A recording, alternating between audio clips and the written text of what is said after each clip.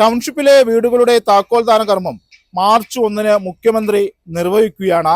ഇതിൽ എടുത്തു പറയേണ്ടത് ആദ്യ ഫേസിൽ ഉൾപ്പെട്ട 178 വീടുകളാണ് മുഖ്യമന്ത്രി കൈമാറുന്നത്.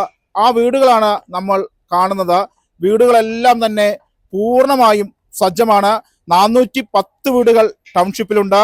അതിൽ 1, 2, 3, 4 സോണിൽ ഉൾപ്പെട്ട 178 വീടുകളാണ് ആദ്യഘട്ടത്തിൽ കൈമാറുന്നത്. ഇതാണ് എടുത്തു പറയേണ്ടത്. ആ വീടുകളെല്ലാം തന്നെ വിതരണത്തിന് സജ്ജമായിട്ടുണ്ട്.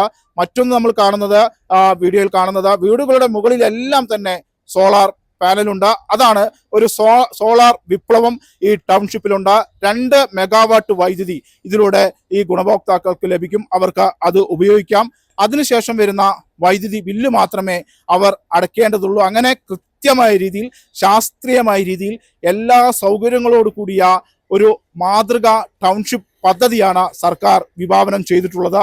അതാണ് ദുരന്തബാധിതരുടെ കൈകളിലേക്ക് എത്താൻ പോകുന്നത്. വാട്ടർ ടാങ്ക് സ്ഥാപിക്കുകയാണ്. നേരത്തെ 9.5 ലക്ഷം ലിറ്റർ സംഭരണ ശേഷിയുള്ള ടാങ്ക്, കുടിവെള്ള ടാങ്ക് ഇതിൽ ടൗൺഷിപ്പിൽ സജ്ജമാക്കിയിട്ടുണ്ട്. അങ്ങനെ കൃത്യമായി ശാസ്ത്രീയമായ രീതിയിൽ എല്ലാവിധ ഭൗതിക സാഹചര്യങ്ങളും സൗകര്യങ്ങളുമുള്ള ഒരു ടൗൺഷിപ്പാണ് സർക്കാർ ഇവിടെ വിഭാവനം ചെയ്തിട്ടുള്ളത്. മറ്റ് വീടുകൾ നിർമ്മാണം പൂർത്തിയാകുന്ന മറ്റു വീടുകളുണ്ട് മറ്റു സോണുകളിൽ. 5ാം സോണിൽ ആ വീടിൻ്റെയൊക്കെ ദൃശ്യങ്ങൾ പ്രചരിപ്പിച്ചാണ് വീടുകളൊന്നും തന്നെ പൂർണ്ണമായും സജ്ജമായിട്ടില്ല എന്ന തരത്തിലുള്ള വാർത്തകൾ പ്രചരിപ്പിക്കുന്നത്. പക്ഷേ തെറ്റായ വാർത്തകളാണ്.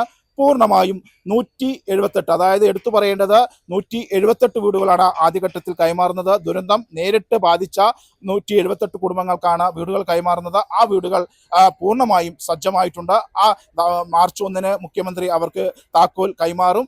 ഏതായാലും എല്ലാവിധ സൗകര്യങ്ങളോട് കൂടി തന്നെയുള്ള ഒരു ടൗൺഷിപ്പ് തന്നെയാണ് സർക്കാർ കൽപ്പറ്റയിൽ ഒരുക്കിയിരിക്കുന്നത്.